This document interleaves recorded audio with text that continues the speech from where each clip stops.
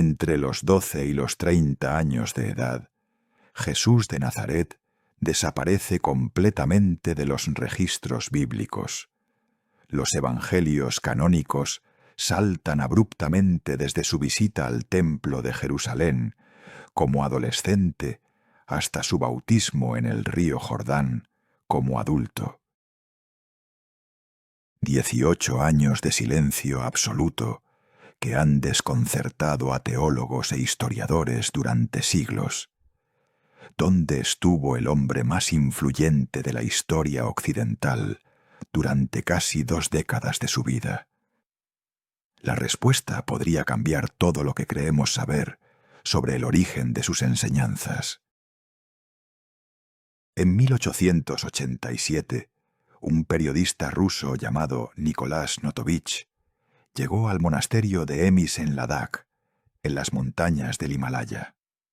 Allí, los monjes budistas le mostraron antiguos manuscritos tibetanos que narraban la historia de un santo llamado Isa, que había viajado desde Israel hasta India durante su juventud. Los textos describían cómo este Isa estudió los Vedas, aprendió sánscrito y fue instruido en las prácticas espirituales más avanzadas del hinduismo y el budismo. Las similitudes con Jesús eran imposibles de ignorar. El nombre Isa es la versión árabe y persa de Jesús. Las fechas coincidían perfectamente, y los eventos descritos en su regreso a Israel se alineaban con los evangelios. Pero los manuscritos de Gemis no son la única evidencia. El académico indio Fida Hasnain documentó tradiciones orales en Cachemira que afirmaban que un maestro llamado Yud Asaf había estudiado en la región durante el primer siglo. En Egipto, textos gnósticos descubiertos en Nag Hammadi revelan que Jesús poseía conocimientos esotéricos que coinciden sorprendentemente con las enseñanzas herméticas egipcias y las prácticas de respiración del pranayama hindú. Swami Abhedananda, un discípulo directo de Ramakrishna, viajó a Gemis en 1922, específicamente para verificar las afirmaciones de Notovich, y confirmó haber visto los mismos manuscritos con sus propios ojos. La ruta comercial de la seda conectaba el Mediterráneo con India mucho antes del nacimiento de Cristo.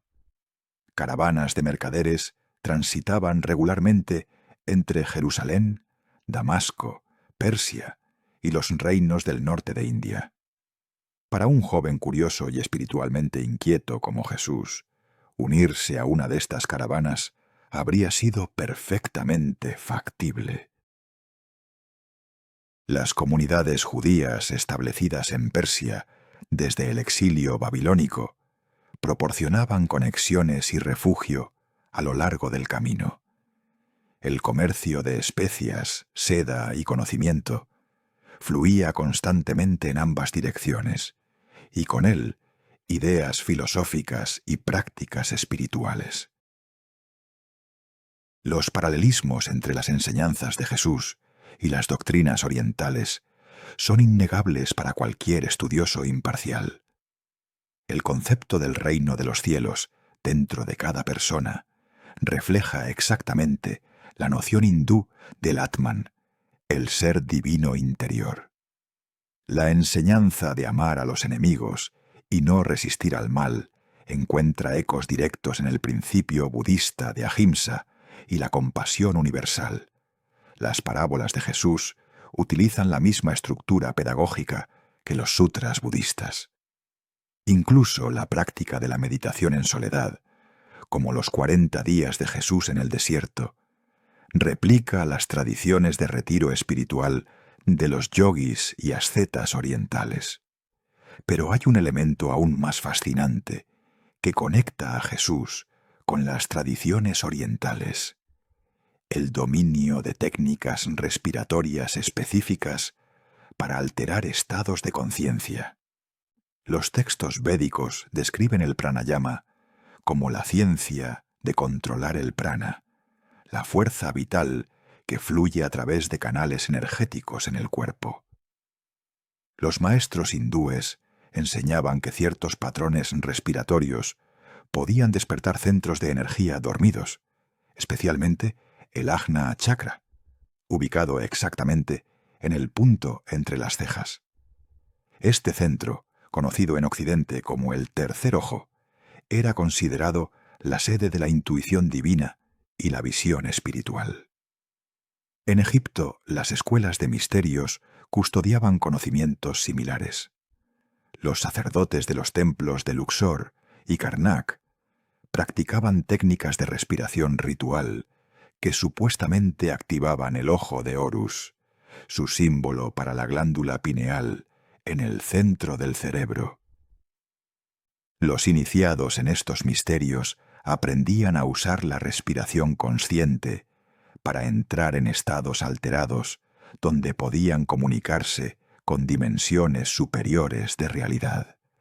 Estos conocimientos eran tan celosamente guardados que revelarlos a no iniciados se castigaba con la muerte. La conexión entre Egipto e India, en términos de conocimiento esotérico, era bien conocida en el mundo antiguo. Cuando Jesús regresó a Israel alrededor de los 30 años, no volvió como el simple carpintero que había partido.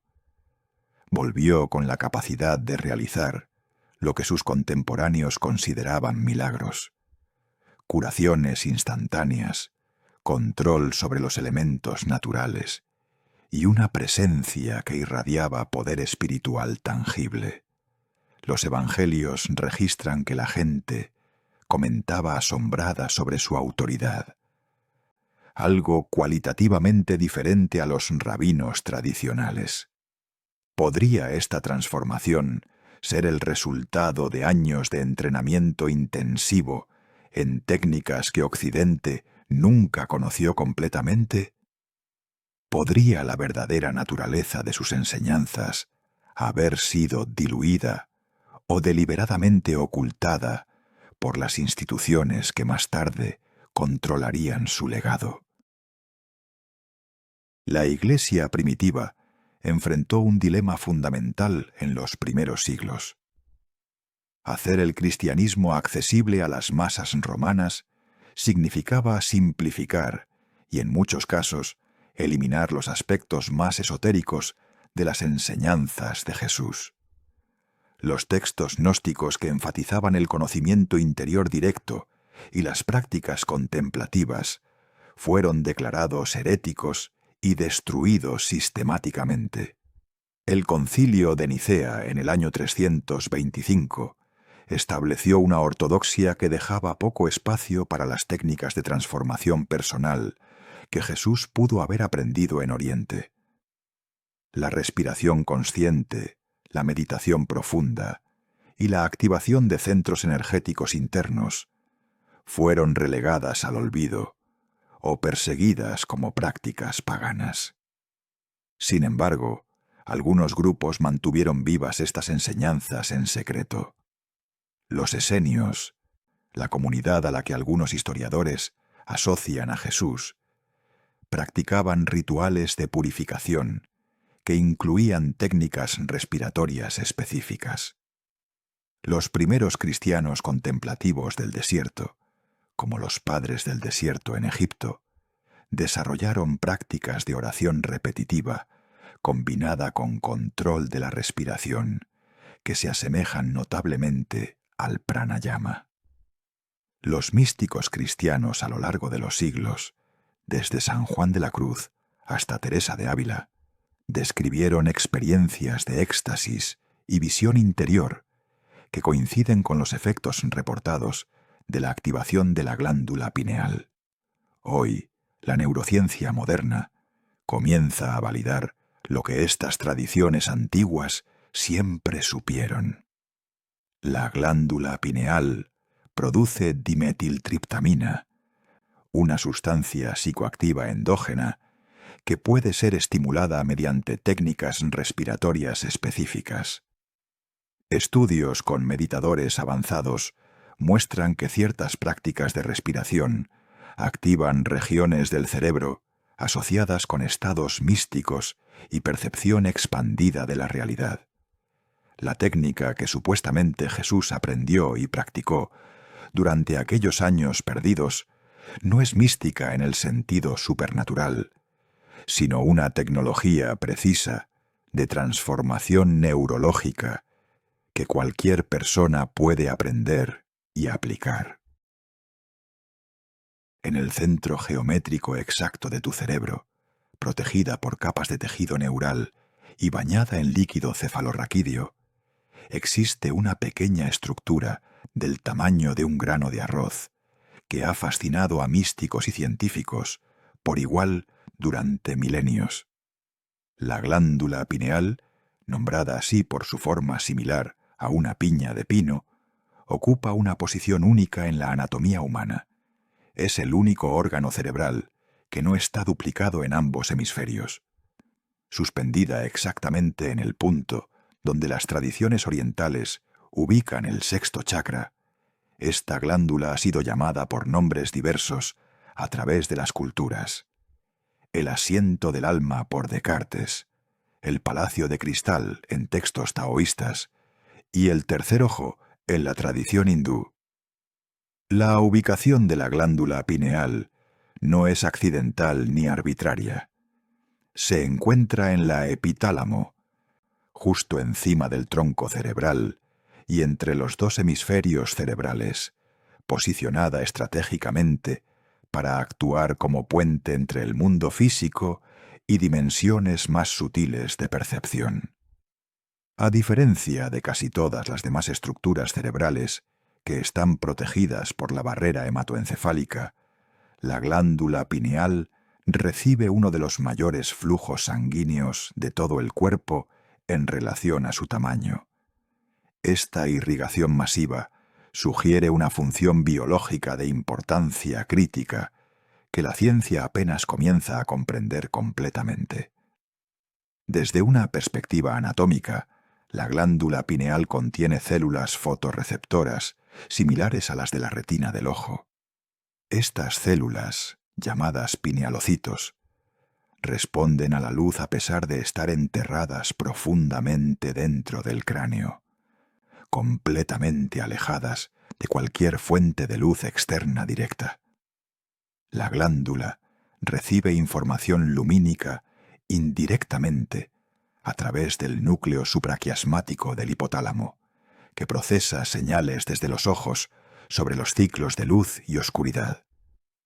Esta conexión con la percepción de luz llevó a los biólogos evolutivos a teorizar que la glándula pineal es, literalmente, un tercer ojo vestigial, un órgano fotosensible que en especies ancestrales estaba ubicado en la superficie del cráneo. En reptiles y algunos anfibios modernos, este tercer ojo parietal todavía es visible como una estructura en la parte superior de la cabeza, cubierta por una escama translúcida. Detecta sombras de depredadores y ayuda a regular ciclos circadianos mediante la exposición directa a la luz solar. A medida que los mamíferos evolucionaron y desarrollaron cerebros más complejos, este ojo parietal migró hacia el interior del cráneo y se especializó en funciones endocrinas, pero nunca perdió completamente su naturaleza fotosensible. Esta herencia evolutiva sugiere que la glándula pineal retiene capacidades de percepción que van más allá de su función hormonal reconocida. La función más conocida de la glándula pineal en la medicina occidental es la producción de melatonina, la hormona que regula los ciclos de sueño y vigilia.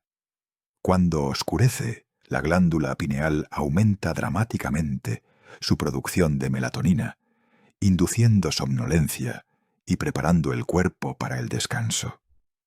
Cuando amanece, la producción cesa y el estado de alerta regresa. Sin embargo, reducir la glándula pineal a una simple fábrica de melatonina es como describir el cerebro humano únicamente como un regulador de temperatura corporal. Técnicamente cierto, pero profundamente incompleto. Lo que la ciencia convencional apenas comienza a reconocer es que la glándula pineal también produce dimetiltriptamina, comúnmente conocida como DMT, una de las sustancias psicoactivas más poderosas conocidas por la humanidad. El DMT es estructuralmente similar a la serotonina y la melatonina, pero sus efectos sobre la conciencia son radicalmente diferentes. En dosis externas, el DMT induce experiencias visionarias intensas que los usuarios describen consistentemente como más reales que la realidad ordinaria. Encuentros con entidades inteligentes, viajes a dimensiones geométricas imposibles y una sensación abrumadora de conectividad con toda la existencia.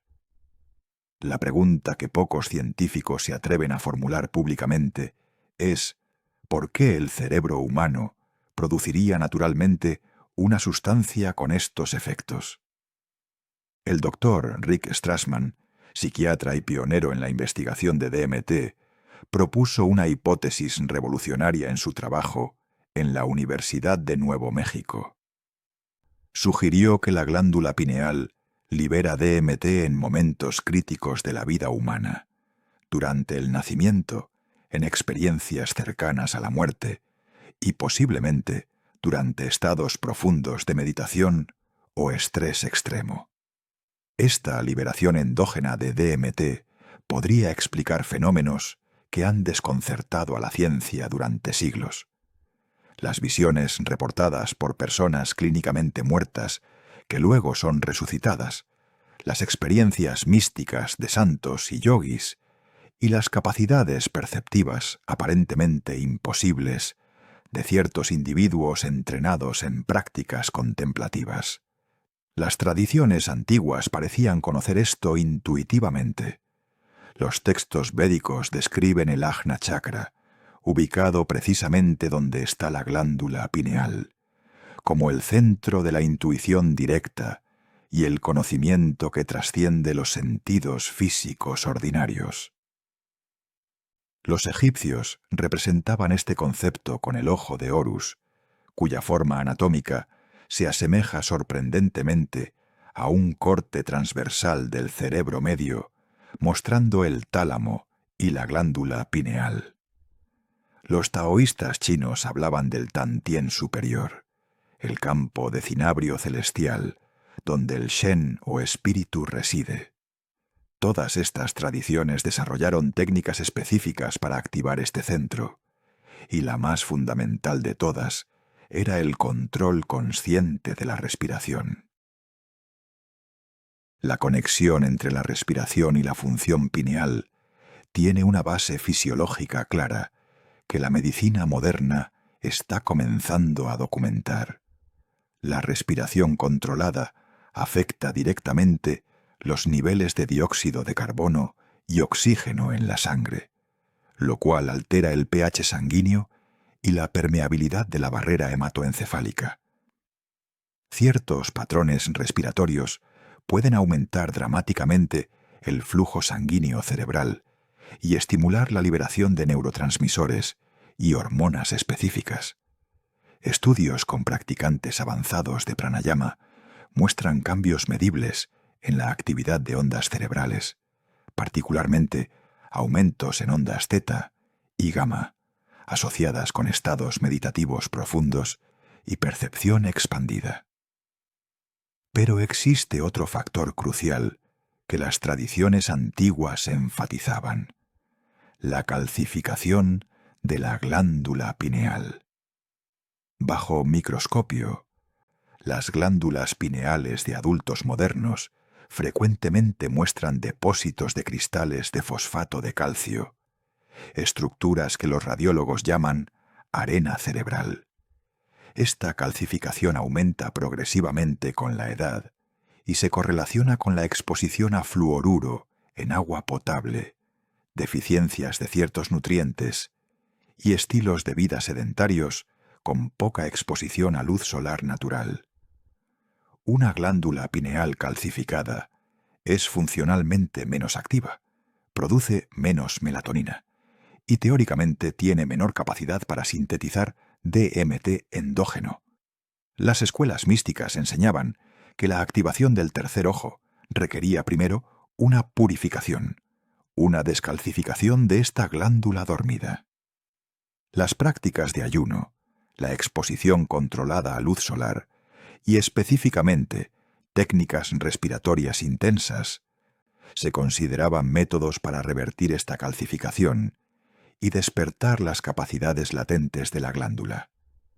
Los yogis describían sensaciones físicas específicas durante este proceso de activación. Presión intensa en el centro de la frente, sensaciones de vibración en el cráneo, percepción de luces o geometrías con los ojos cerrados y eventualmente una expansión de la conciencia hacia estados que desafían descripción verbal. Lo fascinante es que estas descripciones fenomenológicas de hace miles de años coinciden precisamente con los reportes de sujetos modernos en estudios controlados sobre meditación profunda y técnicas respiratorias avanzadas. La presión en el entrecejo, la percepción de luz interna y la sensación de expansión más allá del cuerpo físico no son metáforas poéticas, sino descripciones literales de cambios neuroquímicos y fisiológicos medibles. La glándula pineal, cuando es estimulada adecuadamente, parece actuar como una antena o transductor entre frecuencias ordinarias de conciencia y espectros de percepción que normalmente permanecen inaccesibles. Entre los cientos de técnicas de pranayama documentadas en textos sánscritos antiguos, existe un patrón respiratorio específico que los maestros consideraban particularmente poderoso y por lo tanto peligroso para practicantes no preparados. Esta técnica combina 3 fases temporales precisas que crean una cascada de efectos fisiológicos capaces de alterar dramáticamente la química cerebral en cuestión de minutos. El patrón es engañosamente simple: inhalar durante segundos, retener el aliento durante 7 segundos y exhalar durante 8 segundos. La proporción matemática 7-8 no fue elegida arbitrariamente, sino que refleja ratios específicos que maximizan la oxigenación cerebral mientras inducen un estado de coherencia en el sistema nervioso autónomo. La fase de inhalación de segundos está diseñada para llenar completamente los pulmones sin crear tensión o esfuerzo excesivo. Durante esta inhalación, el diafragma desciende, creando presión negativa que expande los alvéolos pulmonares y permite la máxima captación de oxígeno. Simultáneamente, el sistema nervioso simpático se activa ligeramente, preparando el cuerpo para la retención que viene. Esta fase debe ser nasal exclusivamente, ya que la respiración por la nariz filtra, calienta y humedece el aire, pero más importante aún, estimula los nervios olfatorios que tienen conexiones directas con la glándula pineal a través de vías neuronales que la ciencia apenas está comenzando a mapear completamente. La retención de 7 segundos es el componente más crítico y transformador del patrón. Durante esta fase, el oxígeno es forzado desde los pulmones hacia el torrente sanguíneo bajo presión, aumentando dramáticamente la saturación de oxígeno en la sangre arterial. Al mismo tiempo, el dióxido de carbono comienza a acumularse, lo cual desencadena una respuesta química específica: la vasodilatación cerebral. Los vasos sanguíneos en el cerebro se expanden, permitiendo que mayor volumen de sangre oxigenada alcance todas las regiones cerebrales, incluyendo la glándula pineal. Esta combinación de hiperoxigenación y acumulación controlada de dióxido de carbono, crea el ambiente neuroquímico perfecto para estimular la producción de neurotransmisores y hormonas específicas. Pero hay algo más ocurriendo durante la retención que las tradiciones antiguas comprendían intuitivamente. La suspensión voluntaria de la respiración activa el nervio vago, el nervio craneal más largo del cuerpo, que conecta el cerebro con prácticamente todos los órganos principales. La estimulación vagal intensa produce un efecto paradójico.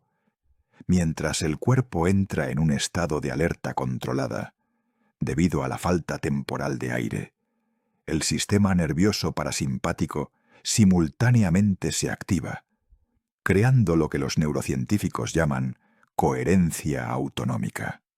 Este estado único de equilibrio entre activación y relajación es exactamente el umbral donde la conciencia ordinaria puede ser trascendida. La exhalación de 8 segundos, la fase más larga del ciclo, induce una relajación profunda que literalmente cambia las ondas cerebrales medibles. Una exhalación prolongada reduce la frecuencia cardíaca, disminuye la presión arterial y dispara la liberación de neurotransmisores inhibitorios como el GABA. El cerebro comienza a generar más ondas alfa y teta, las mismas frecuencias asociadas con estados meditativos profundos y sueño REM. Esta transición en la actividad cerebral es crucial porque en estados de ondas teta, la glándula pineal aumenta su actividad metabólica y teóricamente su capacidad para sintetizar compuestos psicoactivos endógenos como el DMT. La repetición cíclica de este patrón, 7-8, crea un efecto acumulativo que se intensifica con cada ronda completada. Después de 3 a 5 minutos de práctica continua, los practicantes típicamente reportan sensaciones físicas distintivas, hormigueo en las extremidades debido a cambios en el pH sanguíneo, mareo leve por la alteración en los niveles de oxígeno y dióxido de carbono, y crucialmente, una presión creciente en el centro de la frente.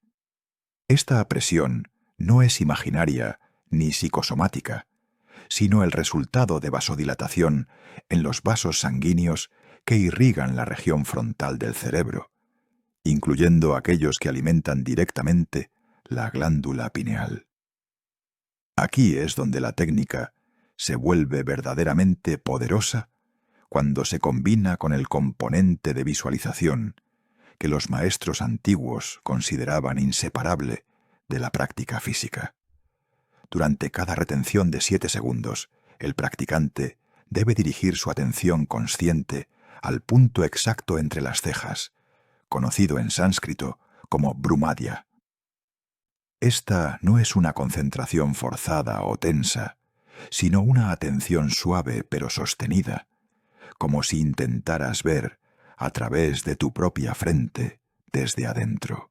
La neurociencia moderna ha demostrado que dirigir la atención consciente a una región específica del cuerpo aumenta el flujo sanguíneo hacia esa área, un fenómeno llamado neurovascularización intencional. La visualización específica recomendada durante la práctica es imaginar una esfera de luz brillante, típicamente descrita como violeta o índigo, pulsando en el centro exacto de tu frente. Con cada ciclo de respiración, esta esfera debe visualizarse volviéndose más brillante, más intensa, irradiando luz hacia el interior de tu cráneo. Esta visualización no es mera fantasía creativa, sino una técnica precisa de biofeedback mental. La imaginación vívida de luz activa las mismas regiones de la corteza visual que procesarían luz real, creando patrones de activación neural que se superponen con las vías que conectan a la glándula pineal. Los textos antiguos advertían explícitamente que esta técnica no debía practicarse casualmente o sin preparación mental adecuada. Las razones de estas advertencias se vuelven evidentes cuando comprendemos la intensidad de los efectos que puede producir. Practicantes reportan consistentemente una progresión de fenómenos. Primero, la presión en el entrecejo, que puede volverse bastante intensa, casi dolorosa. Segundo, la percepción de luces o patrones geométricos con los ojos cerrados, frecuentemente descritos como mandalas rotantes o túneles de luz. Tercero, sensaciones de expansión o despersonalización, como si la conciencia se estuviera separando del cuerpo físico. Estos efectos no son alucinaciones en el sentido patológico, sino manifestaciones de cambios reales en la actividad cerebral. Los escáneres de resonancia magnética funcional de meditadores experimentados practicando técnicas similares muestran activación intensa en la corteza prefrontal, el lóbulo parietal y significativamente en las regiones epitalámicas donde reside la glándula pineal. Las luces y geometrías percibidas pueden ser el resultado de activación espontánea de neuronas visuales debido a la hiperoxigenación, o alternativamente, podrían representar efectos de liberación endógena de DMT pineal, aunque esta última hipótesis aún espera confirmación experimental rigurosa. La clave para practicar esta técnica de manera segura y efectiva es la gradualidad y la consistencia. Los maestros tradicionales nunca enseñaban el patrón completo a principiantes, sino que los introducían gradualmente a través de meses de preparación con técnicas respiratorias más simples. El cuerpo y el sistema nervioso necesitan adaptarse a los cambios neuroquímicos intensos que esta práctica induce. Comenzar con sesiones de 3 a 5 minutos es suficiente para experimentar efectos medibles sin abrumar el sistema. Con práctica regular durante semanas, la tolerancia aumenta y los efectos se profundizan, permitiendo sesiones de 7 a 10 minutos, donde los estados alterados de conciencia se vuelven más accesibles y controlables. La postura durante la práctica es igualmente importante. La columna vertebral debe estar completamente erecta, ya sea sentado en una silla con los pies plantados firmemente en el suelo o en posición de loto si la flexibilidad lo permite. Esta alineación vertical no es por razones místicas abstractas, sino porque permite el flujo óptimo de líquido cefalorraquídeo alrededor del cerebro y la médula espinal. Los ojos deben estar cerrados, pero los globos oculares dirigidos ligeramente hacia arriba y hacia el centro, como si intentaras mirar el punto entre tus cejas desde el interior. Esta posición ocular, conocida como Shambhavi Mudra en yoga, activa músculos extraoculares que tienen conexiones nerviosas directas con regiones cerebrales asociadas con la glándula pineal. Antes de embarcarte en la práctica de esta técnica ancestral, es absolutamente crucial que comprendas los efectos que experimentarás y por qué ocurren. Este no es un ejercicio de relajación pasiva, ni una meditación suave diseñada para calmar la mente después de un día estresante. Esta es una tecnología neurológica precisa que altera fundamentalmente tu bioquímica cerebral y puede inducir estados de conciencia que serán completamente ajenos a cualquier cosa que hayas experimentado en tu vida ordinaria. Los maestros antiguos no compartían esta técnica con cualquier estudiante casual, precisamente porque respetaban su poder y comprendían los riesgos de una práctica desinformada o irresponsable. El primer efecto que casi todos los practicantes experimentan, generalmente después de 2 a 3 minutos de práctica continua, es una presión intensa en el centro de la frente, Esta sensación comienza como una presión sutil, como si alguien estuviera presionando su pulgar contra tu entrecejo desde el exterior. Con cada ciclo respiratorio adicional, esta presión se intensifica, volviéndose más profunda, más penetrante, hasta que puede sentirse como si algo dentro de tu cráneo estuviera empujando hacia afuera. Esta no es una sensación agradable para la mayoría de las personas en sus primeras sesiones, y el instinto natural será detener la práctica inmediatamente. Sin embargo, esta presión es exactamente la señal de que la técnica está funcionando correctamente. La causa fisiológica de esta presión es múltiple y bien documentada. Primero, el patrón respiratorio. 7-8 induce vasodilatación cerebral significativa, lo que significa que los vasos sanguíneos en tu cerebro se expanden para permitir mayor flujo sanguíneo. Esta expansión vascular ocurre en un espacio confinado dentro del cráneo rígido, creando una sensación genuina de presión física. Segundo, la hiperoxigenación combinada con acumulación de dióxido de carbono altera la permeabilidad de la barrera hematoencefálica, permitiendo que más nutrientes y oxígeno alcancen tejido cerebral profundo, incluyendo la glándula pineal.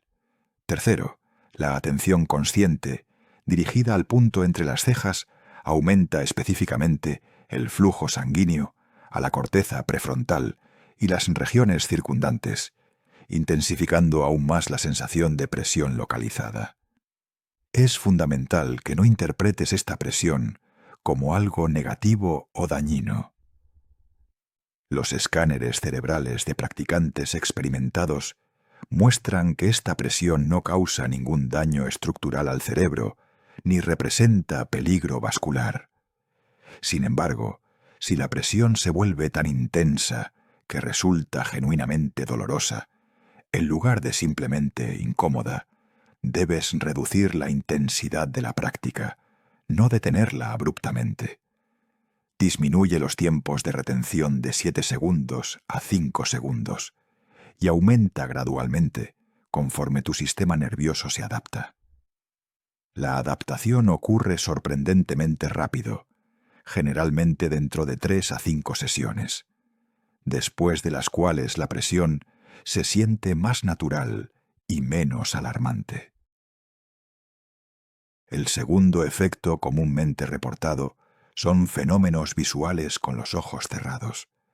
Estos comienzan típicamente como destellos aleatorios de luz, puntos brillantes que aparecen y desaparecen en tu campo visual interno.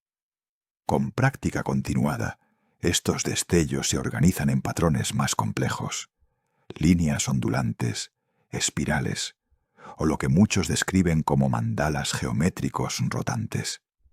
Algunos practicantes reportan ver túneles de luz que parecen extenderse infinitamente hacia adelante, o campos de colores vibrantes que pulsan rítmicamente.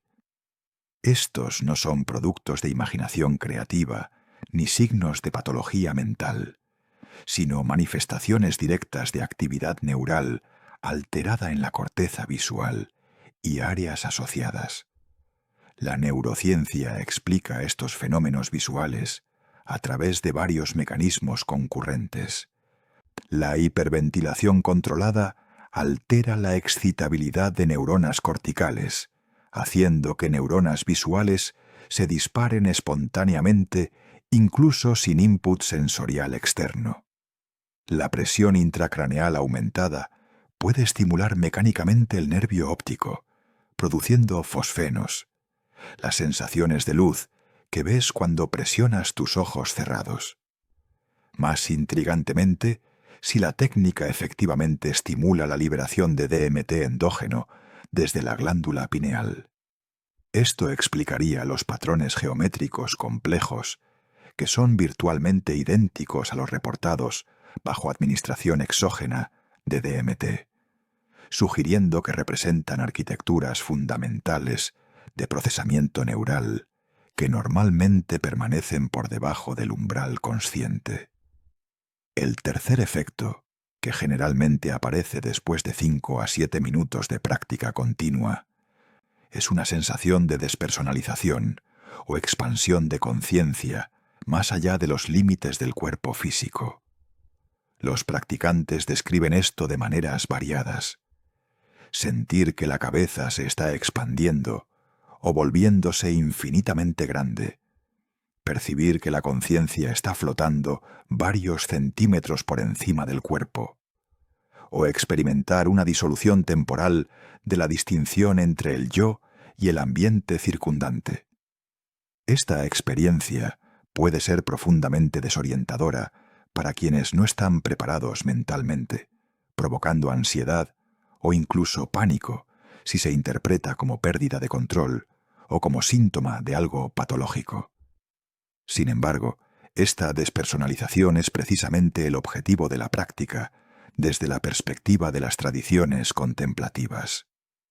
El sentido ordinario del yo como entidad separada y contenida dentro de los límites de la piel es una construcción neural, un modelo que el cerebro crea para navegar eficientemente el mundo físico. Cuando los patrones normales de actividad cerebral son alterados mediante técnicas respiratorias intensas, este modelo del yo puede volverse temporalmente menos rígido, permitiendo experiencias de conciencia que las tradiciones místicas han valorado durante milenios como vislumbres de realidades más fundamentales. La clave es aproximarse a esta experiencia con curiosidad y apertura en lugar de resistencia, comprendiendo que es transitoria y que retornarás completamente a tu estado de conciencia ordinario cuando la práctica termine. Algunos practicantes también reportan efectos físicos adicionales que pueden parecer alarmantes si no se anticipan. El hormigueo en las manos y pies es extremadamente común, resultado de alcalosis respiratoria causada por la reducción de dióxido de carbono en la sangre. Este hormigueo es completamente benigno y desaparece minutos después de concluir la práctica. Algunas personas experimentan temblores musculares involuntarios o espasmos, particularmente en las manos o alrededor de la boca, causados por cambios temporales en los niveles de calcio y magnesio ionizados en la sangre. Otros reportan oleadas de calor o frío recorriendo el cuerpo, sudoración o lágrimas involuntarias, todas respuestas autonómicas normales a la estimulación vagal intensa. Es crucial mencionar las contraindicaciones absolutas para esta práctica. Personas con historial de epilepsia, trastornos convulsivos o condiciones neurológicas que afectan el umbral convulsivo no deben realizar esta técnica, ya que la hiperventilación puede precipitar crisis en individuos susceptibles. Aquellos con hipertensión no controlada, enfermedad cardiovascular significativa o historial de aneurismas cerebrales deben consultar con un médico antes de intentar prácticas respiratorias intensas. Mujeres embarazadas deben evitar técnicas de retención del aliento, ya que pueden afectar la oxigenación fetal. Personas con trastornos psiquiátricos graves, particularmente aquellos que afectan la percepción de realidad, deben aproximarse a estas prácticas con extrema cautela o evitarlas completamente. Para aquellos que son candidatos apropiados, las recomendaciones de seguridad son simples pero vitales. Siempre practica sentado de manera segura, donde no puedas caerte si experimentas mareo intenso.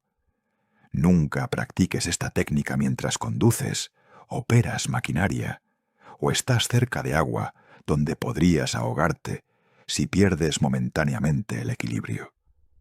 Comienza con sesiones cortas de 3 a 5 minutos y aumenta gradualmente solo cuando te sientas completamente cómodo con los efectos. Mantén un registro mental de tus experiencias para rastrear progresión e identificar cualquier patrón preocupante. Y fundamentalmente, aproxímate a la práctica con respeto, humildad y una comprensión clara de que estás trabajando con tecnología neurológica poderosa que merece la misma precaución que cualquier herramienta potente. Ha llegado el momento de experimentar directamente esta técnica ancestral que supuestamente Jesús aprendió durante sus años perdidos en Oriente. Lo que estás a punto de realizar no es teoría ni especulación filosófica, sino una práctica concreta que alterará mediblemente tu estado de conciencia en los próximos 7 minutos. Antes de comenzar, asegúrate de estar en un ambiente tranquilo, donde no serás interrumpido, sentado cómodamente con la columna vertebral completamente erecta, los pies plantados firmemente en el suelo si estás en una silla, o en posición de loto si tu flexibilidad lo permite.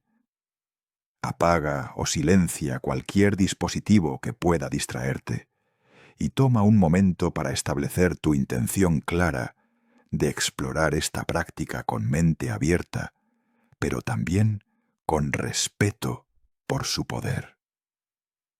Comenzaremos con una preparación breve para centrar tu atención y establecer la postura correcta. Cierra tus ojos suavemente, pero dirige tus globos oculares ligeramente hacia arriba y hacia el centro, como si intentaras mirar el punto entre tus cejas desde el interior de tu cabeza. No fuerces esta posición ocular hasta el punto de crear tensión. Simplemente mantén una orientación suave hacia ese punto central en tu frente. Coloca tus manos cómodamente sobre tus muslos, con las palmas hacia arriba, en un gesto receptivo, o forma el Jnana Mudra, tocando las puntas de tus pulgares e índices, mientras los otros dedos permanecen extendidos. Lleva tu conciencia a tu respiración natural durante 30 segundos, observando el ritmo espontáneo de inhalación y exhalación, sin intentar controlarlo todavía. Ahora iniciaremos el patrón respiratorio. 7-8. Exhala completamente todo el aire de tus pulmones por la boca con un suspiro audible, vaciando por completo. Esta exhalación preparatoria establece el punto de inicio correcto para el primer ciclo. Cierra tu boca y prepárate para inhalar exclusivamente por la nariz durante los próximos 7 minutos. La respiración nasal es absolutamente crítica para esta técnica, no solo por razones fisiológicas, sino porque estimula nervios olfatorios con conexiones directas a regiones cerebrales profundas. Recuerda que cada ciclo consiste en inhalar durante segundos, retener durante 7 segundos y exhalar durante 8 segundos, todo realizado con la mayor suavidad posible. Primer ciclo. Inhala profunda y suavemente por la nariz durante segundos, llenando tus pulmones desde el abdomen hacia el pecho. 1, 2, 3. Ahora retén el aliento durante 7 segundos mientras diriges toda tu atención al punto exacto entre tus cejas. 1, 2, 3, 5, 6, 7. Exhala lenta y completamente por la nariz durante 8 segundos, sintiendo cómo tu abdomen se contrae. 1, 2, 3, 5, 6, 7, 8. Excelente. Has completado tu primer ciclo. Durante la retención, visualiza una pequeña esfera de luz violeta brillante pulsando en el centro de tu frente, exactamente donde está tu glándula pineal. Segundo ciclo. Inhala nuevamente durante segundos, permitiendo que el aire llene completamente tus pulmones, sin esfuerzo ni tensión. Retén durante 7 segundos, intensificando tu visualización de la esfera de luz, haciéndola más brillante, más concentrada en ese punto específico entre tus cejas. Con cada retención, esta luz se vuelve más poderosa irradiando hacia el interior de tu cráneo. Exhala durante 8 segundos, liberando completamente el aire, mientras mantienes tu atención fija en ese punto central. Continúa este patrón sin interrupción, estableciendo un ritmo constante que se volverá automático después de varios ciclos, permitiendo que tu mente consciente se enfoque completamente en la visualización y las sensaciones que comienzan a emerger. Tercer y cuarto ciclo. A medida que continúas el patrón respiratorio, probablemente comenzarás a notar las primeras sensaciones físicas. Puede aparecer una presión sutil en tu frente, como si alguien estuviera tocando ese punto con su dedo.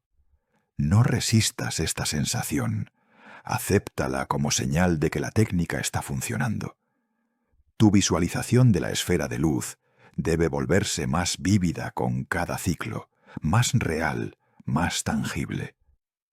Algunos practicantes comienzan a percibir esta luz, incluso sin esfuerzo consciente de visualización, como si la luz tuviera existencia propia independiente de tu imaginación. Mantén el ritmo, 7-8, sin romper el patrón, permitiendo que tu cuerpo y mente se sincronicen completamente con este ritmo ancestral. Quinto, sexto y séptimo ciclo. Ahora estás aproximadamente a la mitad de la práctica, y los efectos deben intensificarse notablemente. La presión en tu frente puede haber aumentado significativamente, volviéndose una sensación profunda y penetrante. Puedes comenzar a notar hormigueo en tus manos o pies, resultado de los cambios en tu química sanguínea. Tu cabeza puede sentirse más liviana o más pesada, o puedes experimentar una sensación sutil de mareo. Todos estos son signos normales de que tu bioquímica cerebral está siendo alterada por el patrón respiratorio. Con los ojos aún cerrados, podrías comenzar a percibir destellos de luz, patrones geométricos o colores vibrantes que aparecen espontáneamente en tu campo visual interno. Octavo, noveno y décimo ciclo. La visualización de la esfera de luz debe ser ahora extremadamente intensa, pulsando con cada latido de tu corazón. Imagina que esta luz no solo brilla, sino que emite ondas de energía que se expanden concéntricamente desde el punto entre tus cejas, llenando toda tu cabeza con luminosidad violeta brillante. Algunos practicantes en este punto reportan una sensación de expansión, como si su conciencia se estuviera extendiendo más allá de los límites físicos de su cráneo. Si experimentas esta sensación, no te alarmes, simplemente obsérvala con curiosidad, mientras mantienes el patrón respiratorio constante.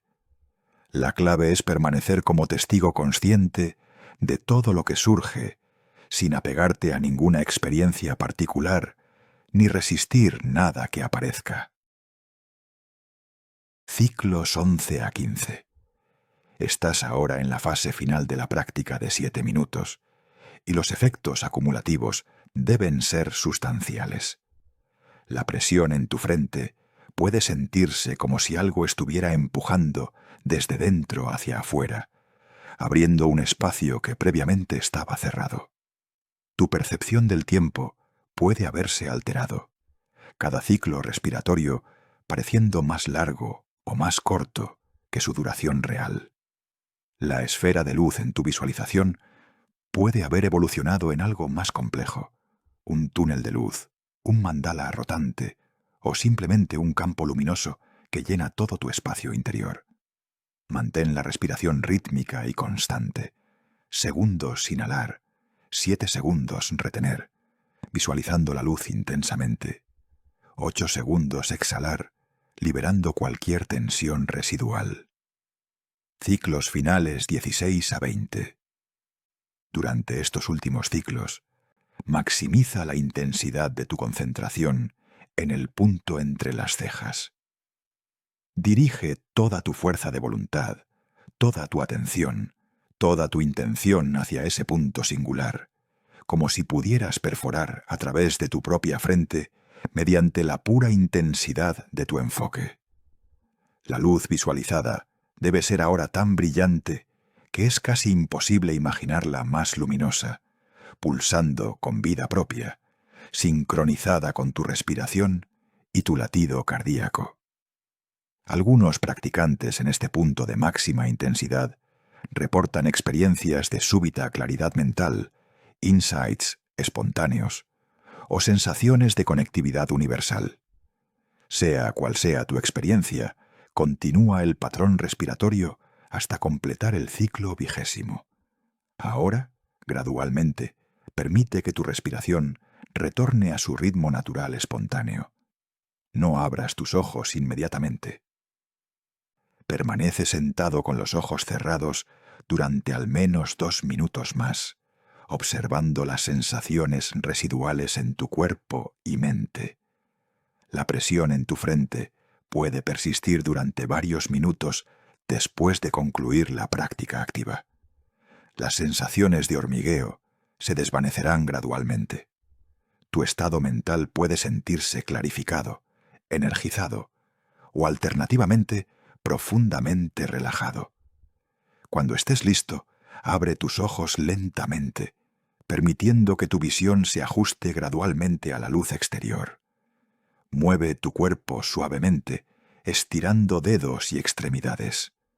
Has completado tu primera activación del tercer ojo mediante la técnica ancestral que atravesó continentes y milenios para llegar hasta ti en este momento preciso.